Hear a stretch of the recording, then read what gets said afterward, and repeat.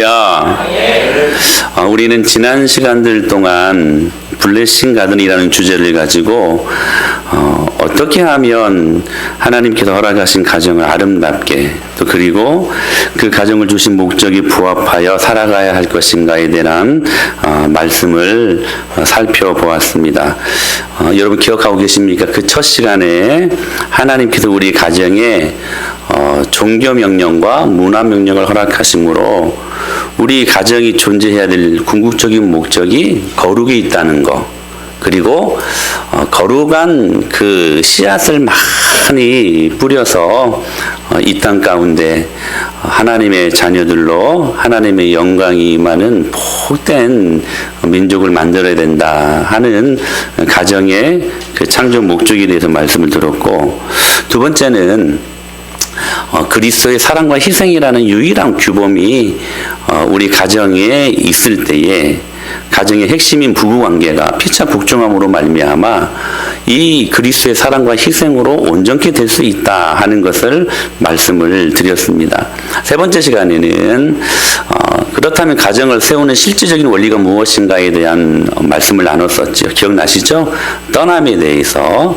그래서 결혼을 하면 부모를 떠나야 된다. 부모로부터 정서적으로 또 재정적으로 또 정서적으로 또 상처로부터 떠나야 된다라는 것을 말씀을 드렸습니다.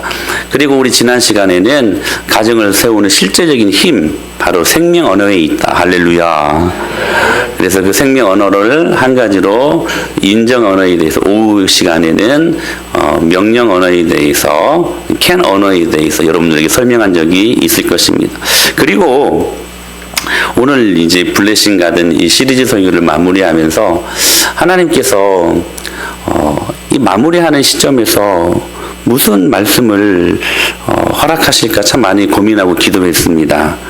정말로 주님께서 주시는 그 은혜로운 가정을 위해서 그 원초적인 힘이 어디서 나오는가를 다시 한번 고민하게 하셨고, 하나님께서 기도하게 하신 결과 그 원초적인 힘을 11조에 있다라고 저에게 말씀해 주셨습니다. 오늘은 한번 11조에 대해서 성경이 무엇을 말씀을 하시는가, 이 부분들을 한번 성경적으로 나름 논리적으로 여러분들에게 설명을 해 보이겠습니다. 사람들이 이 11조를 생각할 때 총 7가지의 오해가 있는 것 같아요. 하나는 뭐냐면 이 11조는 구약의 율법이다. 그래서 안 지켜도 된다 하는 그런 오해가 가장 많은 것 같아요. 그리고 또 한 가지는 뭐냐면 11조 하면 복받고 하지 않으면 저주받는다. 그러니까 내가 이만큼 드렸으니까 하나님도 이만큼 주셔야만 합니다. 만약에 안 주시면 저 안 할게요. 어떤 하나님과 거래하는 하나의 도구로 이 11조를 생각하는 사람들이 있습니다. 또 하나는 성경에 보니까 예수님도 바울도 사도들도 이 11조에 대해서 언급한 적이 없다는 거예요. 여러분 정말 그럴까요? 제가 오늘 한번 말씀을 여러분들에게 살펴보이도록 하겠습니다. 또 한 가지는 뭐냐면 이 11조를 내는 나라는, 유럽에 있는 나라는 하나도 드린 나라 없고 오직 미국과 우리나라에서만 이 11조를 낸다는 거예요. 자, 그 결과 어떤 결과가 있었는지도 한번 제가 살펴볼 수 있도록 하고, 다섯 번째로는 목사가 이 11조 다 가져간대요. 아이고야, 그러면 제가 지금 부자 될게. 다 안 가져갑니다. 근데 이제 왜 이런 말들이 나오냐면, 이제 간혹 이 목사님들이 물질에 좀 욕심이 많으신 분들이 이 11조를 잘못 사용했기 때문에 이런 오해들이 있는 것 같아요. 그래서 목사를 이제 일명 먹사라고 하더라고요. 모든 것들을 먹기 좋아하고 탐하기 좋아하는. 근데 절대로 목사가 다 안 가져갑니다. 여섯 번째 오해가 있어요. 마음에도 없는 11조 꼭 드려야 하나, 이런 고민도 있어요. 그래서 나중에 즐겁게 내가 드리고 싶을 때 드리는 것이 더 합당한 일 아닙니까? 근데 여러분, 이 말씀은 먼저 제가 결론을 내드릴게요. 11조는요, 마음과 상관없는 거예요. 명령입니다. 할렐루야. 일곱 번째 마지막. 꼭 물질이어야 하는가? 마음만 있으면 되지. 여러분, 마음이 있으면 물질도 드립니다. 그러니까 마음이 없으니까 물질을 못 드리는 거예요. 결론은 그거예요. 자, 오늘 이 본문을 통해서 이 7가지 오해들을 한번 살펴볼 수 있도록 또 해결할 수 있도록 하십시다. 오늘 본문은 소돔과 고모라를 중심으로 4개의 부족과 5개의 부족이 서로 편을 먹고 전쟁을 하게 된 실질적인 중동 전쟁이 벌어진 내용이에요. 그러니까 성경 속에 등장한 부족 간에 일어난 엄청난 규모의 최초의 전쟁이 오늘 본문에 나타난 전쟁이었습니다. 하필 그때 그 안에 아브라함의 조카 롯이 살고 있었어요. 그러니까 그 전쟁통에 지금까지 벌어놓은 거 모든 걸 다 그냥 빼앗겨 버렸어요. 전쟁이 일어나면 집도 뭐 다 빼앗기잖아요. 그러니까 그동안 남의 땅에 가서 벌어놓은 모든 재산들을 다 빼앗겼다는 사실이죠. 근데 이 사실에 대해서 누군가가 아브라함에게 말을 해줍니다. 알려줍니다. 큰일 났습니다. 당신 조카가 지금 이 지경이 되고 말았습니다. 이 소식을 들은 아브라함이 여러분 누굽니까? 특별히 이 조카는 갈대아 우르에서부터 데리고 온 자식과도 같은 그러한 존재 아닙니까? 근데 그 소식을 듣고 단박에 318명이라는 집에서 기르는, 그러니까 경호원 정도 되는 그 가신들을 데리고 그 전쟁통에 들어갑니다. 그리고 그 9개 부족이 싸우는 전쟁 한복판에 뛰어 들어가서 절대적인 수적인 열세임에도 불구하고 318명 군인들도 아니에요. 그냥 가신들 데리고 가서 여러분 그 전쟁 다 이기고 지금 조카가 빼앗긴 거 다시 회복해서 돌아오고 있는 내용을 담는 내용이 오늘 본문 말씀입니다. 그러니까 돌아오는데 두 왕이 이 아브라함을 마중 나온 거예요. 17절에 보면 오늘 본문 이전에 17절에 보면 한 왕은 소돔 왕이라고 소개하고 있고 18절에 보면 살렘 왕 멜기세덱이라고 소개하고 있습니다. 그러니까 이 두 왕이 승리하고 온 이 아브라함을 지금 마중 나온 거예요.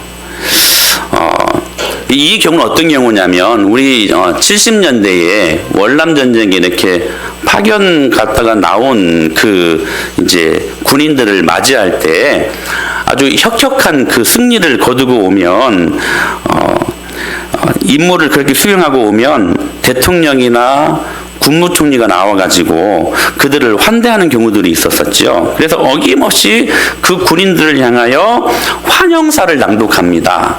환영사를 수고했다고, 정말로 애썼다고, 여러분들 때문에 우리나라가 이제 살게 되었다고, 그러한 치사하는 그러한 환영사를 이제 낭독하게 되는 것이죠. 그러니까 이런 관습이 고대 군동국가에도 지금 있었다는 사실입니다. 아브라함이 모든 걸 다 회복해서 찾아와서 승리하여 승장으로 돌아오는 그 길목에 이 두 왕이 마중 나왔다는 것은 그와 같은 환영사를 지금 낭독하기 위함이었다는 사실입니다.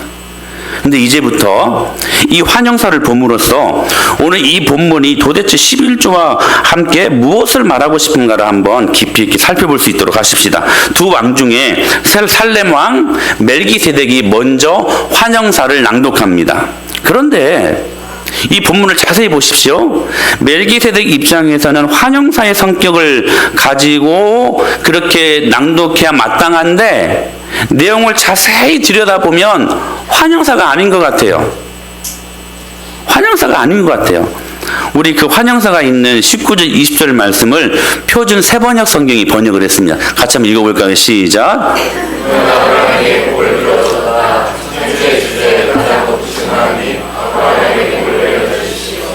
아브라함은 들으시오. 그대는 원수들을 그대의 손에 넘겨주신 가장 높으신 하나님을 찬양하시오. 아브라함은 가지고 있는 모든 것에서 열의 하나를 멜기세덱에게 주었다. 이 말씀에 우선 우리가 눈여겨봐야 될 한 가지 단어가 있는데 천지의 주제라는 단어입니다. 이것은 영어로 보면 로드십, 오너십을 이야기하는 것인데 이 천지의 만물의 주재권이 누구에게 있는지를 질문하는 내용이에요. 여러분 누구에게 있습니까?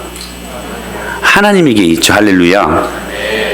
그러니까 우리의 생사화복의 모든 주권자가 천지의 주권을 가지신 하나님 손에 달려 있다는 거예요. 그런데 지금 이 말을 누가 하고 있냐면 멜기세덱이 아브라함에게 하고 있다는 거예요. 천지의 주제이신 지극히 높으신 하나님이여 아브라함에게 복을 주시옵소서. 여기까지는 굉장히 환영사를 낀 그러한 성격의 고백이었어요. 그런데 갑자기 이 멜기세덱의 어조가 바뀝니다. 20절이에요. 20절에 아브라함은 들으시오. 갑자기 어조가 바뀌어요. 그러면서 아주 강한 정신을 집중시키는 어조로 이야기를 하게 됩니다. 지금 아브라함이 여러분 어떤 상태입니까? 군대라고도 말하기 어려운 318명을 데리고 가서 그 엄청난 전쟁에서 승리하고 돌아온 상황이지 않습니까? 그러니까 지금 아브라함의 상태는 눈에 안 봐도 의기양양, 다른 말로 말하면 사기충천. 그러니까 지금 교만하기 딱 좋은 상황이에요. 318명 군인들도 아니에요. 근데 그 사람들 데리고 가서 그 전쟁에서 모든 부족들을 다 무찌르고 모든 빼앗겼던 조카의 재산들을 다시 다 회복하여서 돌아왔단 말이에요. 그런데 지금 거기 대고 멜기세덱이 환영사가 아니라 찬물 한 바가지를 끼얹는 표현을 하고 있다는 사실이에요. 그러니까 우리 같으면 이런 지금 상황 같았으면 대통령이나 국무총리가 이런 말도 안 되는 이 숫자적인 절대적인 열쇠를 가지고도 이렇게 혁혁한 승리를 가지고 왔으니 그대들을 치하하노라. 지금까지 풍성하게 모든 것들을 너희들에게 줄 것이 선물로 줄 것이고 너희들은 지금까지 수고했으니까 이제 먹고 마셔라. 이런 상황이 되어야 되는데 갑자기 멜기세덱이 그 말의 어조가 바뀌어요. 이게 무슨 말이냐면 이 말은 어이 아브람 어깨에 힘 빼고 눈에 힘 주지 말고 이 승리는 자네의 힘으로 작전을 잘 짜고 용맹해서 얻어진 것이 아니고 만물의 주권자이신 주인 되신 하나님이 주신 복이니 쓸데없이 우쭐댈 필요 없어 교만하지 마 이 말이었어요. 그러니까 환영사 같지가 않았어요. 환영사가 아니라 오히려 강하게 이 아브라함을 채찍질하는 정신 교육 정도 되는 훈시라고나 할까? 그렇게 무게감 있게 지금 멜기세덱이 아브라함에게 이야기하고 있었다는 사실입니다. 지금 이 전쟁의 승리가 누구 손에서 시작되었는가 하는 것을 묻는 거예요. 네가 똑똑하고 네가 머리가 좋아서 좋은 계획을 짜고 좋은 대학에 나와서 좋은 직장에서 돈벌이 하는 것이 아니라 이 모든 것들은 누가 주신 것이다? 하나님이 주신 것이다. 너 그거 기억해야 된다. 그걸 지금 멜기세덱이 아브라함에게 말씀하신 것입니다. 하나님이 주신 것이다. 그러니 너는 지극히 높으신 하나님께 뭐 할지어다? 찬송할지어다. 할렐루야. 여기 찬송이라는 단어를 히브리 원어성경에 보니까 감사라는 말이더라고요. 이 히브리 말의 찬송은 감사요, 감사는 찬송이란 말이에요. 이게 정확하게 이 20절 말씀은 이 말씀이에요. 너희 대적을 내 손에서 붙이신 지극히 높으신 하나님께 뭐 하리로다? 감사하리로다. 이 말이에요. 그러니까 여러분 지금 멜기세덱이 아브라함에게 이 말을 한 거예요. 네가 받은 복을 한번 생각하고 받은 복을 카운트 세어보아라 하는 이야기거든. Count your blessing. 여러분 이 고백은요 우리 가정이 살 수 있는 위대한 고백입니다. 여러분이 받은 복을 한번 세어보십시오. 지금 아브라함이 그거 묻는 거예요. 야, 우쭐댈 필요 없어. 교만할 필요도 없어. 눈에 들어갈 힘, 그거 빼. 힘 빼. 어깨에 힘 빼. 네가 지금 이 받은 복은 네가 잘나서 너의 지혜대로 이루어진 것이 아니라 하나님이 주신 거야. 하나님께 받은 그 복 카운트해봐. 카운트 your blessing. 받은 복을 세워봐. 우리 찬양했잖아요. 지금 그걸 말씀하고 있는 것입니다. 그러자 아브라함이 인류 최초로 11조를 하나님 앞에 드릴 수 있었던 것입니다. 자, 보세요. 질문할게요. 자, 한 달에 수입이 100만 원이면 얼마를 11조 해야 돼요? 10분의 1이니까. 자, 1000만 원을 벌었습니다. 얼마를 해야 돼요? 100만 원. 전 여러분들이 그렇게 될 수 있게 되길 바랍니다. 아멘. 아멘. 한 사람들에게 은혜가 임할지어다. 아까 한 사람들. 아멘의 포인트를 놓치지 마십시오. 예. 그러니까 1억을 벌면 얼마? 1000만 원, 10분의 1을 드리는 거.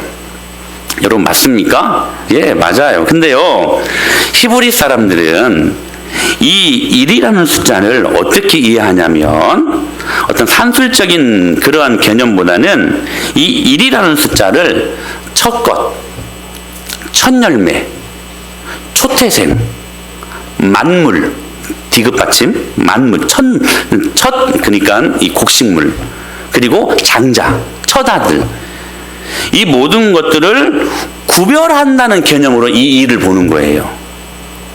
잘 기억하셔야 돼요, 여러분. 그러니까 나머지 모두를 대신하고 대표한다는 의미가 이 일의 개념이라는 사실이에요. 그러니까 산술적인 10분의 1의 개념도 있지만 원래적인 의미는 뭐냐면 이 일이 나머지 9을 대신하고 이 일이 나머지 9을 어떻게 해요? 대표한다는 의미가 있다는 사실이에요. 그러니까 지금 이 아브라함이 일을 드렸다는 말은 그 일이 나머지 대신이며 대표라는 말이에요. 그 순간 여러분 기억하십시오. 그 모든 물질은 그 드려진 일로 인해 나머지 9가지 거룩해집니다. 여러분 이 개념이 굉장히 중요한 개념이에요. 그러니까 10분의 1을 드리게 거룩하게 드리니까 그 일 때문에 나머지 9도 거룩해진다는 사실이에요. 이게 여러분 출애굽 29장 37절에 나오는 접촉법에 의한 거룩법에 적용되는 말씀이에요. 같이 한번 말씀 보실까요? 시작.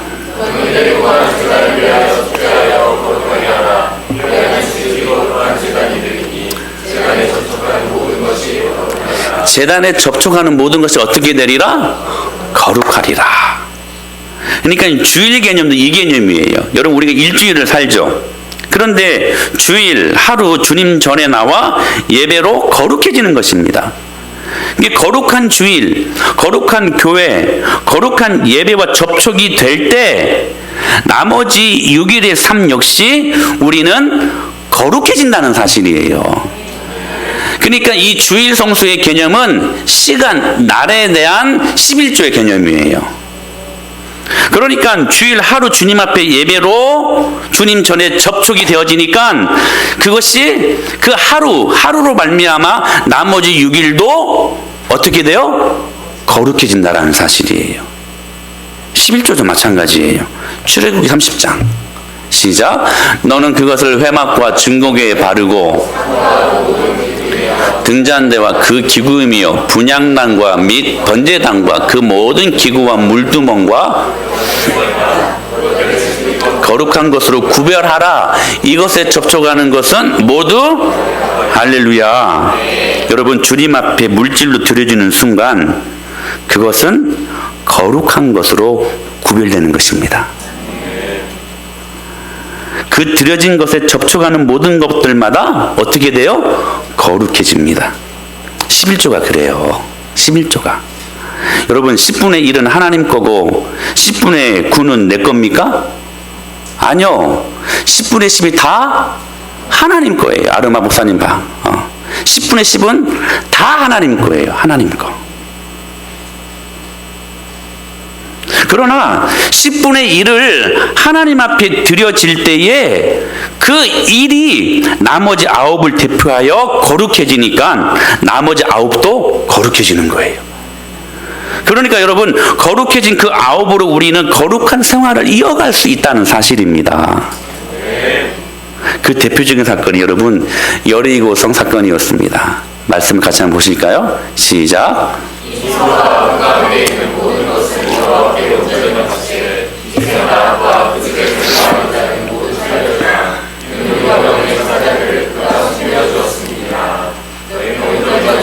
그 바친 것 중에서 어떤 것이든지 취하여 너희가 이스라엘 진영으로 바치는 것이 되게 하여 고통을 당하게 되지 아니하도록 오직 너희는 그 바친 물건에 손대지 말라. 여러분 보십시오. 자, 이스라엘 백성들이 40년 동안 광야를 이렇게 걸어오잖아요. 그리고 이제 가나안 땅에 들어가기 위해 첫 번째로 대면하는 그 원주민들이 어떤 원주민들입니까? 여리고성 사람들이었어요. 여리고성이었습니다. 자, 보세요. 그 안에는 많은 원주민들이 있었어요. 근데 하나님이 가나안 땅을 이스라엘 백성들에게 선물로 주시겠다고 약속하셨잖아요. 그래서 그 가나안 땅을 주님께서 취하기를 원하셨는데, 여러분 보십시오. 하나님 편에서 그 가나안 땅의 11조가 여리고성이었습니다. 첫 열매였어요. 첫 열매. 그래서 그 첫 열매 너희들은 어떻게 해야 된다? 온전히 바치고 그 바친 것 중에서 어떤 것인지 취하지 말라. 그렇게 말씀하시잖아요. 고통을 당하게 되지 아니하도록 오직 너희는 그 바친 물건에 뭐 하지 말라? 손대지 말라. 그러니까 여러분, 그 군인들에게 있어서 사기 진작을 위해 가장 탁월한 건 뭐였습니까, 여러분? 전리품이었어요. 전쟁에서 나가서 상대방 다 죽이고 한 다음에 그 총은 없었죠, 그때. 죄송합니다. 이때는 웃어줘야 돼. 그래야 목사가 쉬워. 설교하기가. 뭐 칼이며 방패며 금이며 은이며 온갖 보화 이것들을 다 취하는 것이 이 군인들의 사기 진작을 위해서 최선의 것이었습니다. 근데 그 손대지 말라는 것이었어요. 왜요? 여리고성은 하나님의 뭐였기 때문에? 11조였기 때문에. 그래서 그 바친 물건에 뭐 하지 말라? 손대지 말라는 것입니다. 사랑하는 여러분, 11조에 손대면 안 됩니다. 그 10분의 1은 하나님 거예요. 왜 10분의 1에 우리가 손을 내냐면 이거 내 힘으로 살았다는 거예요. 이거 내가 노력해서 얻어진 거라는 거예요. 그러니까 다 내 거라는 거예요. 근데 어떤 사람은 10분의 1을 드리거든요. 왜 드립니까? 이건 하나님 은혜로 된 것입니다. 할렐루야. 내 힘으로 할 수 있는 건 아무것도 없었습니다. 이건 순전히 주님의 은혜로 얻어진 것입니다. 해서 감사하는 마음을 가지고 신앙 고백적인 차원에서 10분의 1을 드리는 것입니다. 그 여리고성을 주님께서는 온전히 받으시고 가나안 땅을 전부 주시겠다고 약속하셨던 거예요. 그러니까 지금 그 여리고성을 거룩하게 하여 가지고 가나안 땅 전체를 이스라엘을 통해 거룩하게 하시겠다는 것입니다. 그러시면서 하시는 말씀 다시 여러분 되뇌이시기 바랍니다. 그 바친 물건에 손대지 말라. 여러분, 이 음성을 여러분 결코 간과하지 마십시오. 여러분, 11조에 손대면 안 됩니다. 근데 여러분, 그 11조 누가 손댔어요? 아간이 손댔죠. 그 전리품에 손을 대버렸잖아요. 그 결과 아간이 얼마나 비참한 최후를 맞이하게 됩니까? 사랑하는 여러분, 그런 의미에서 11조는 대표적인 접촉법에 의한 거룩법입니다.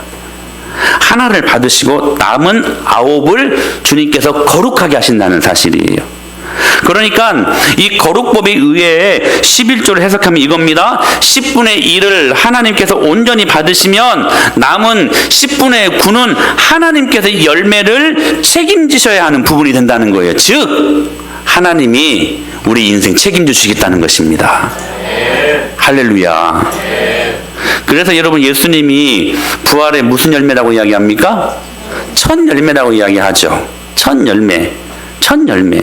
이 예수님께서 부활로 말미암아 다른 나머지의 모든 생명을 대표했고 대신했다는 의미가 있다는 거예요. 그러니까 예수님은 모든 생명이 뭐였어요? 11조였습니다. 예수님 당신이 11조였어요.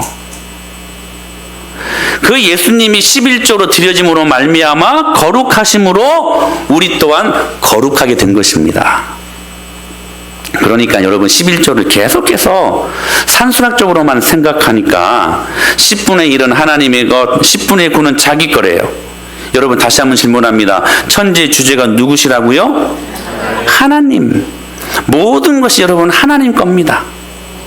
그러니까 내가 10분의 1을 드린다는 것은 나머지 9도 하나님의 것이니 하나님의 뜻에 합당하게 거룩하게 이 물질을 사용하며 살겠습니다 하는 믿음의 신앙 고백적인 선포라는 사실이에요.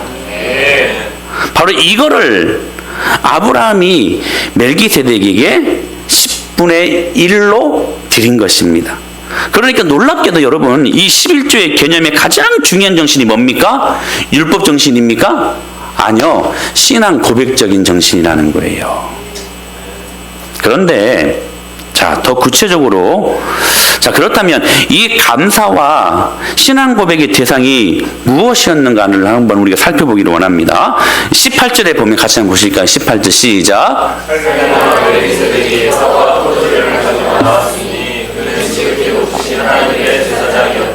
여러분 정말 중요한 말씀이에요. 살렘왕 멜기세덱이 뭐가 무엇을 가지고 나왔어요? 떡과 포도주를 가지고 나왔어요. 자, 여러분 우리가 이 감사를 해야 되는데 이 신앙 고백을 해야 되는데 누구에게 해야 되는가 하는 질문이에요. 지금 아브라함은 누구에게 하고 있어요? 멜기세덱에게 하고 있어요. 그 11조를. 그렇죠? 그러면 이 멜기세덱의 정체가 무엇인가? 오늘 본문에서는 살렘 왕으로 소개하고 있습니다. 그런데 히브리서 말씀을 보세요. 시작. 아버지도 없고 어머니도 없고 족보도 없고 시작한 날도 없고 생명의 끝도 없어 하나님의 아들과 닮아서 항상 제사장으로 있느니라. 멜기세덱을 이렇게 코멘트하고 있어요. 그는 아버지도 없대요. 어머니도 없대요. 족보도 없고 시작도 끝도 없대요. 그러면서 하는 말이 그는 하나님의 아들과 닮아서 항상 제사장으로 있느니라. 정확히 하나님의 아들 예수 그리스도십니다. 구약에 현현했던 구약 성경에 나타났던 제2위 성자 예수님이셨어요. 그래서 그 멜기세덱이 손에 무엇을 가지고 나왔어요? 떡과 포도주를 가지고 나왔다는 사실이에요. 여러분 떡과 포도주가 무엇입니까? 예수님의 몸과 예수님의 피, 즉 십자가 사건을 의미하는 거예요. 그러니까 멜기세덱이 누구다? 다시 멜기세덱이 누구다? 예수 그리스도. 할렐루야. 여러분 이 멜기세덱이 누구인가를 더 정확히 알 수 있으면 7장 2절을 봐야 돼요. 히브리서. 자, 시작. 아브라함이 이 모든 것의 10분의 1을 그에게 나누어 주니라. 그 이름을 해석하면 먼저는 의의 왕이요 그 다음은 살렘 왕이니 곧 평강의 왕이요 라고 설명하고 있죠. 근데 여기에서 의의 왕, 이 의는 무엇일까? 로마서에서 이렇게 코멘트하고 있어요. 시작. 이제는 율법 외에 하나님의 한 의가 나타났으니 율법과 선지자들에게 증거를 받은 것이라 곧 예수 그리스도를 믿음으로 말미암아 모든 믿는 자에게 미치는 하나님의 의인이 차별이 없느니라. 아멘. 여기 하나님의 의가 누구예요?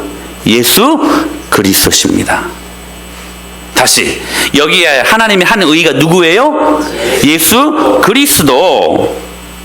그러니까 의의 왕이요 라는 이 말의 의의는 무엇이냐면 어떤 사상이나 어떤 철학을 가리키는 말이 절대로 아니라는 거예요. 실체이신 예수 그리스도를 의미하는 것입니다. 그 의의 실제 되신 예수님께서 지금 떡과 포도주로 상징된 것처럼 십자가에 자기 몸을 찢기시고 피를 흘리셔서 우리를 구원하셨음을 믿으시길 바랍니다. 할렐루야. 그 예수님의 의가 오늘 우리의 의가 됐다라는 사실이에요.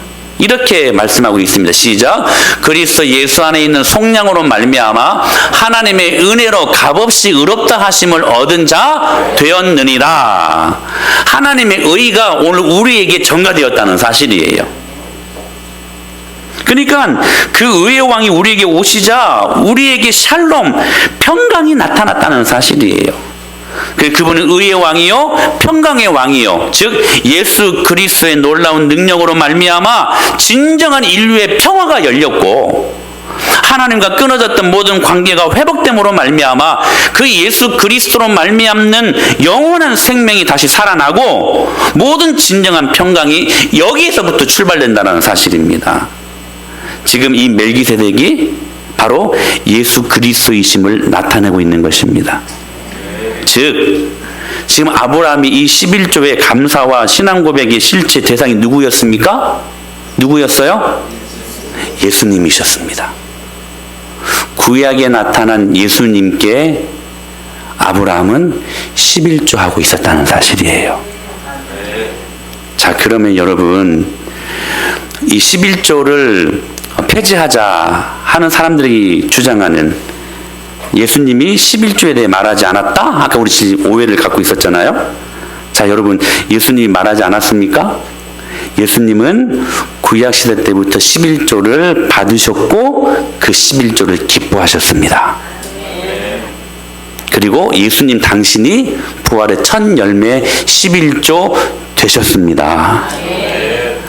오해 풀렸죠 이제. 그렇다고 신약 성경에 예수님이 이 11조에 대해서 언급을 안 하신 것이 아닙니다. 마태복음 23장 23절 말씀 현대인의 성경으로 봅니다. 시작. 율법학자들과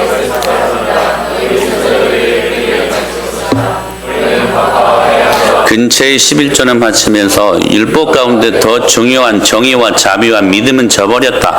그러나 11조도 바치고 이것도 버리지 말았어요. 누가 하신 말씀이에요?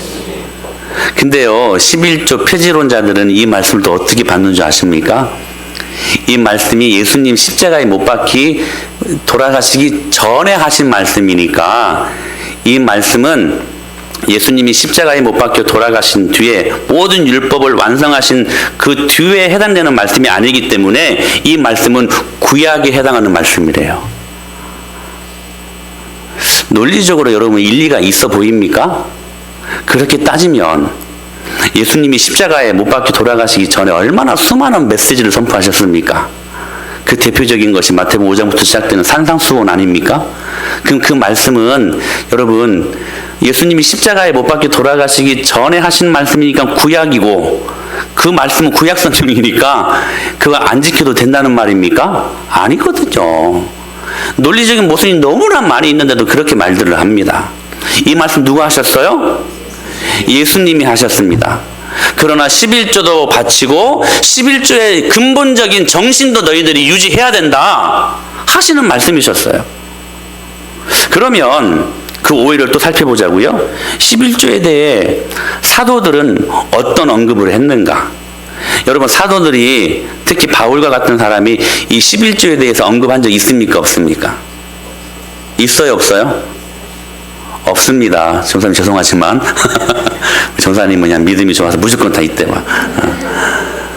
사도들은요 11조에 대해서 언급한 적 없어요. 그들의 말이 맞는 것 같아요. 근데 여러분 정말 맞습니까? 사도들은요 근데 11조가 문제가 아니었습니다. 사도들은 그들의 모든 삶, 모든 물질을 다 하나님께 다 드렸습니다. 다 드렸어요. 그러니까 은혜 시대, 복음 시대에는 10의 1이 아니라 10의 10을 다 드리라고 말씀하고 있어요. 한번 보실래요? 시작. 예수께서 이르시되 내 마음을 다하고 목숨을 다하고 뜻을 다하여 주 너희 하나님을 사랑하라. 할렐루야. 복음 시대, 은혜의 시대에는 예수 그리스도의 은혜를 경험한 자들은 너희 몸 다 드리라고 말씀하십니다. 여러분 10분의 1 드리는 것이 여러분 남는 장사예요. 쉽게 말하면 하나님은 다 드리라고 말씀하세요. 복음 시대, 은혜의 시대에는. 그러니까 여러분 이런 말씀이에요. 우리가 10의 1도 드리지 못하면서 우리가 주님 앞에 온전히 헌신할 수 있다? 없다는 거예요. 여러분 정직하게 한번 질문해 보세요. 하나님께 11조를 드리기 싫어하는 그 마음속에 과연 물질에 대한 욕심이나 인색함이 없다고 자신 있게 말할 수 있을까요? 아니요. 그렇게 말할 수 없을 거예요, 아마. 적어도 예수 그리스도의 보배로운 피로 구속함을 입은 모든 하나님의 구원받은 자녀들을 이 11조를 통해 뭐 해야 됩니까? 신앙 고백해야 된다는 사실이에요. 여러분 기억하십시오. 11조는 신앙 고백하는 것입니다. 돈을 드리는 개념이 아니에요. 돈을 드린다고 생각하니까 이게 아깝고 아쉬운 거예요. 그거 드리는 것이 막 어려운 거예요. 돈을 드리는 개념이 아닙니다. 여러분 신앙의 고백을 드리는 행위라는 사실이에요. 그러니까 이 11조의 고백 속에는 돈 이야기가 아니에요, 여러분. 정말 여러분들이 이 말씀을 잘 보셔야 돼요. 여러분 오늘 이 말씀을 그냥 졸다가 어떻게 잘못 들어가지고 또 오해하면 안 돼요. 이 말씀 잘 들으셔야 돼요. 돈 이야기가 아니에요. 여러분 이 고백은 11조는 신앙 고백의 이야기라는 사실이에요. 그런데 이 귀한 11조의 의미를 두고 어떤 사람들은 이래요. 드리면서도 돈 먹고 돈 먹기식이야. 내가 얼마를 드릴 테니까 하나님 저에게 얼마를 꼭 주셔야만 합니다. 마치 이 11조로 하나님과 딜하는 관계가 되어버리는 거예요. 그러니까 이 정도로 가볍게 11조를 생각하니까 자칫 이 11조가 기복주의로 흘러가 버리는 거예요. 여러분 기복주의는 무엇입니까? 내가 이만큼 했으면 뭔가 와야 돼요. 근데 안 오잖아요. 그러면 떠나겠다는 그 기복주의입니다. 하나님 제가 10분의 1 드리겠습니다. 더 풍성한 걸 좀 채워주시옵소서. 근데 없어요. 근데 하나님 약속하셨잖아요. 왜 저에게는 그런 것이 없죠? 저 이제 안 드리겠습니다. 이렇게 결론이 맺으실 수밖에 없다는 사실입니다. 11조는 철저히 예수 그리스도의 구속의 은혜와 우리에게 주신 모든 물질의 주인이 예수님께만 있다는 신앙 고백입니다. 그러니까 어떤 면에서는 우리가 이 11조를 드릴 때 복을 받고자 하는 그 기대가 없어야 돼요. 이게 맞습니다. 아멘? 자, 이걸 잘 기억을 하셔야 돼요. 우리가 하나님 앞에 11조를 드릴 때는 신앙 고백이에요. 아멘. 그러니까 어떤 복을 기대하고 드리는 게 아니라는 거예요. 근데 중요한 것이 있어요. 하나님은 그 신앙 고백을 기뻐하셔. 기뻐하셔. 기뻐하시면 하나님은 우리에게 뭐 주시기를 기뻐하세요? 복 주시기를 기뻐하세요. 할렐루야. 그러니까 11조 하면 복을 받아야 안 받아요? 받는 거예요. 할렐루야. 여러분 이 말씀의 논리를 잘 여러분들 이해하셔야 돼요. 우리가 주님 앞에 드리는 것은 하나님의 축복과 상관없어야 돼. 그냥 드리는 것 그냥 기쁨으로 신앙 고백적인 차원에서 주님이 나에게 내가 하나를 드렸으니까 열을 주시옵소서 이 기대감 없이 당연히 드리는 것입니다. 주님은 그것이 기쁜 거예요. 그 신앙 고백이. 그래서 하나님 편에서 우리에게 복을 주시는 거라는 사실이에요. 제가 이 설교를 2년 전에 했어요. 근데 그때 이런 유머를 한번 했을 거예요. 어떤 한 기도원에서 신년이 되면 지금도 있는 것 같은데 저 어렸을 때는 참 그런 집회들이 많았던 것 같아요. 신년, 재벌, 소원, 축복성회. 그래서 재벌 되기를 원하는 사람은 다 가는 거야. 막 물질적인 축복을 받기 위해서. 그러니까 그 큰 대형 그 기도원에 엄청난 사람들이 몰렸다. 근데 그 강사 목사님이 부흥 강사 목사 참 그것도 참 은사예요. 네. 한 달에 11조 1,000만 원 하고 싶은 사람들은 아멘 하시기를 바라면 아멘 하더래요. 아멘 하더래요. 여러분 아멘 해야 돼. 아멘 하더래요. 그러면 그렇게 하기를 원하는 사람들은 미리 헌금을 끌어당겨 가지고 미리 그렇게 한번 헌금 해보라고. 진짜 그 집회 끝에 진짜 재벌이 탄생했대요. 그 기도원 원장이.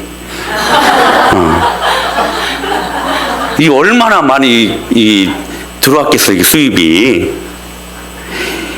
여러분 그러니까 여러분 어떤 사람들은 11조를 해도 복을 못 받는 것 같으니까 11조를 끊어버리는 사람들도 있어요. 이게 D라는 도구가 아니라는 거예요.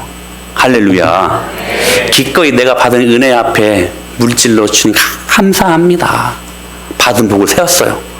받은 복을 세워 보아라. Count your blessing.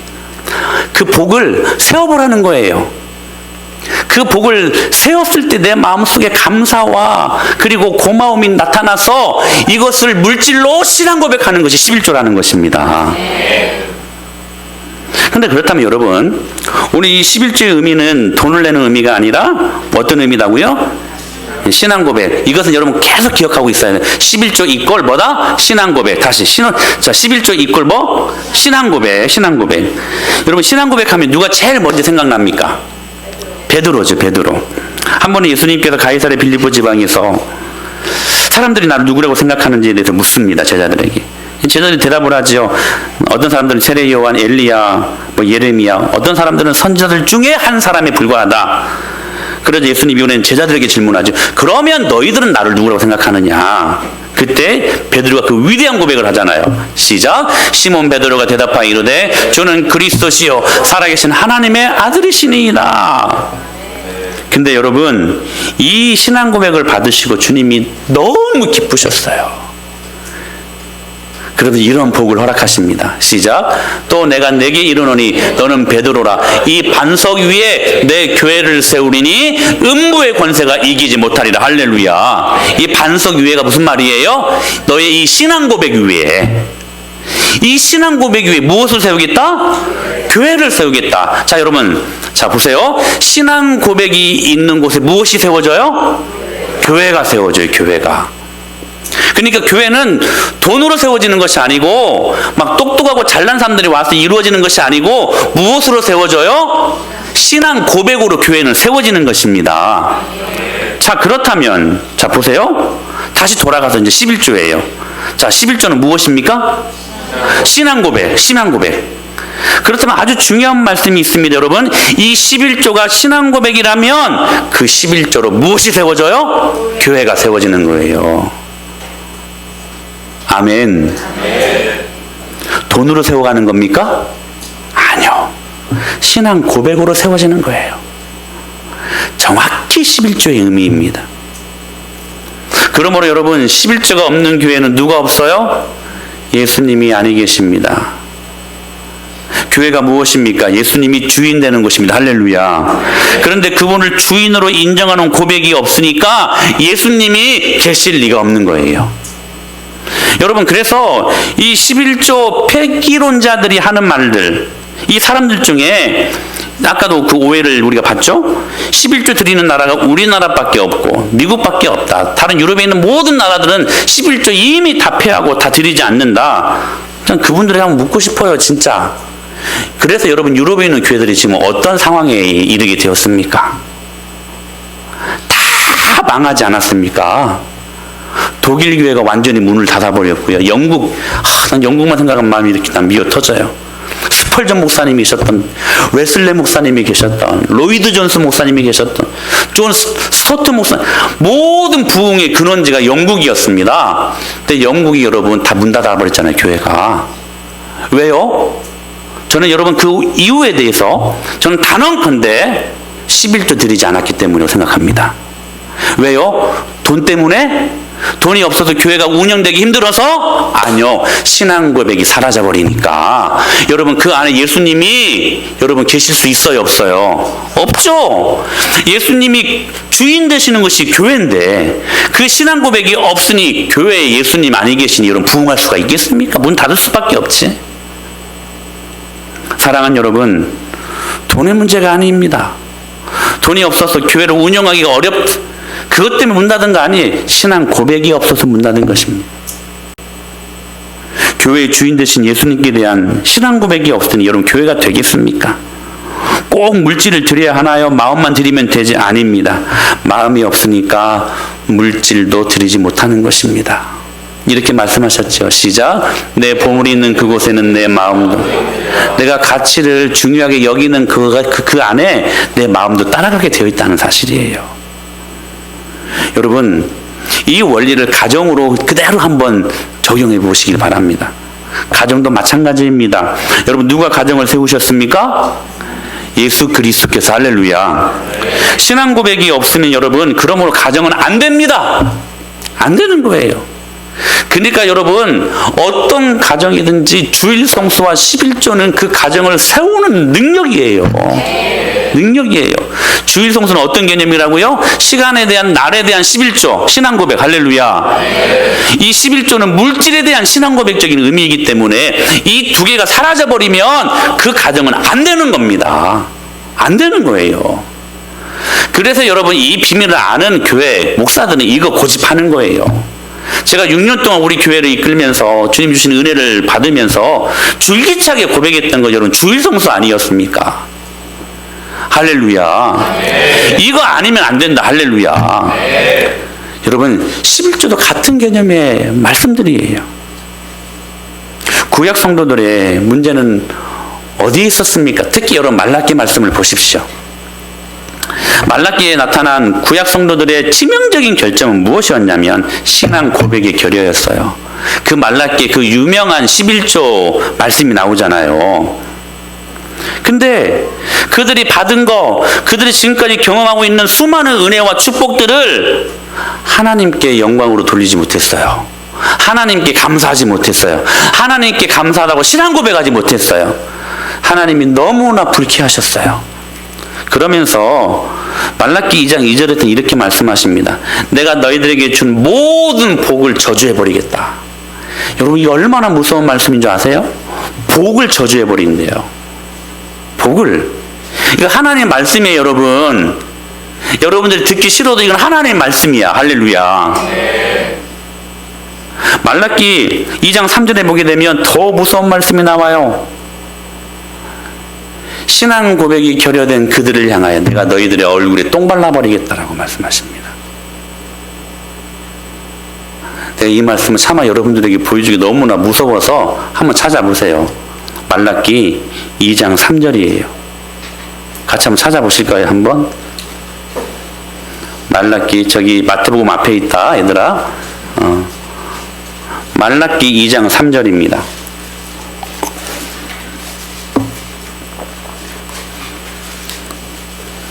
찾으셨어요? 자, 시작.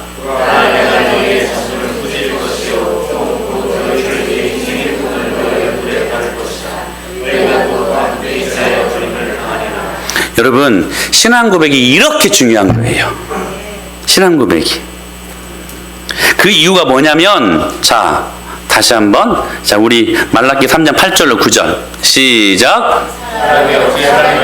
도둑질 하겠느냐? 그러나 너희는 나의 것을 도둑질하고도 말하기를 우리가 어떻게 주의 것을 도둑질하였나이까 하는도다. 이는 곧 11조와 봉헌물이라. 너희 곧 온 나라가 나의 것을 도둑질하였으므로 너희가 저주를 받았느니. 이 말씀이 무슨 말씀이냐면 여러분 신앙 고백하지 않은 것을 하나님은 도둑질한 것으로 본 거예요. 그러니까 그들의 복을 저주해버리겠다. 그들의 얼굴에 똥 발라버리겠다. 하시는 그 이유가 뭐에 있었냐면 여러분 기억하십시오. 그들이 하나님께로부터 모든 복을 복으로 여기지 못하고 신앙 고백하지 못한 데서부터 나오는 결론이라는 것입니다. 사랑하는 여러분, 그러므로 11조는 우리에게 주신 하나님 은혜에 대한 우리의 반응입니다. 우리가 찬양한 대로 받은 복을 세워보십시오. 이걸 너무나 우리가 많이 까먹어. 얼마나 엄청난 복을 받았습니까? 한번 세워보십시오. Count your blessing. 복을 세워보십시오. 11조 헌금하는 것이 어렵고 주저주저 할 때 여러분 복을 한번 세워보세요. 그러면 여러분 안에 기꺼이 드릴 수 있는 마음이 생길 것입니다. 11조 드릴 수 있는 그 주에 여러분 그냥 얼마 이렇게 드리는 게 아니라 가족들끼리 모여서 한번 예배를 드려보십시오. 이렇게 하나님께서 한 달 동안 이런 은혜를 주셨으니 이렇게 헌금을 주님 앞에 드리는 것이 마땅하지 않겠니? 얘들아 우리 기꺼이 이 물질 하나씩 드리자. 받은 복을 한번 세워볼까? 여러분 그렇게 주님 앞에 신앙 고백할 수 있게 되기를 축복합니다. 그때 말라기 3장 10절에 이렇게 말씀하셨어요. 시작. 만군의 여호와가 이르노라. 너희의 온전한 11조를 창고에 들여 나의 집에 양식이 있게 하고 그것으로 나를 시험하여 내가 하늘 문을 열고 너희에게 복을 쌓을 곳이 없도록 붙지 않아. 여러분, 하나님은 우리의 신앙 고백을 이렇게 받기를 기뻐하십니다. 그러면서 여러분, 진짜 억울할 수 없는 저의 마음을 강타하는 말씀을 주셨어요. 이 말씀이에요. 말라기 4장 2절 시작. 내 이름을 경외하는 너희에게는 공의로운 해가 떠올라서 치료하는 광선을 발하리니 나온 송아지같이 뛰리라. 할렐루야. 사랑하는 여러분, 바로 그때 내 이름을 경외하는 너희에게는, 신앙 고백하는 너희들에게는 공의로운 해, 여러분 이 공의로운 해가 누구십니까? 예수 그리스도십니다. 할렐루야. 그 주님을 만나 그 주님이 축복하시는 가정 인생을 만들어 놓겠다고 하시는 주님의 선포입니다. 할렐루야. 저는 여러분들이 이 축복이 있는 정말로 블레싱 가든이 될 수 있게 되길 축원합니다. 신앙 고백을 놓치면 안 됩니다. 신앙 고백을 주님 앞에 드릴 수 있는 여러분의 가정들이 될 수 있게 되길 바랍니다. 오후 시간에 11조에 대해서 더 구체적으로 말씀을 드리겠습니다. 이 한 시간으로 어림도 없어요. 11조에 대해서. 그래서 오후 시간에도 좀 말씀을 들었으면 좋겠습니다.